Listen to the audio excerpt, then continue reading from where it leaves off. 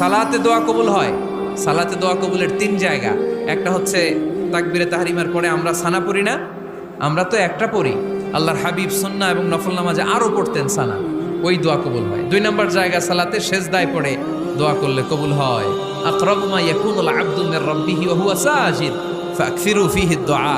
বান্দা যখন সেজদায় লুটিয়ে পড়ে, বান্দা আল্লাহর সবচেয়ে কাছে চলে যায়।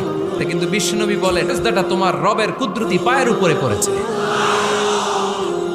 সেজদায় পড়ে দোয়া করেন। সালাম ফিরানোর আগে বিশ্বনবী দোয়া করতেন, লা ইউসাল্লিমান্না আহাদুকুম হাত্তা ইয়াতাআওয়াযা মিন আরবা'a। আল্লাহর হাবিব বললেন, চার জিনিস থেকে পানাহ না আছে আমার কোন উম্মত যেন সালাম না ফিরায়। তারা যেন পড়ে, আল্লাহুম্মা ইন্নী আউযু বিকা মিন আযাবিল কবর, আউযু বিকা মিন আযাবি জাহান্নাম, আউযু বিকা মিন ফিতনাতিল মাহইয়া ওয়াল মামাত, আউযু বিকা মিন ফিতনাতিল মাসিহিদ দাজ্জাল। আল্লাহ কবরের আযাব থেকে বাঁচাও, আল্লাহ জাহান্নামের আগুন থেকে বাঁচাও, আল্লাহ জীবন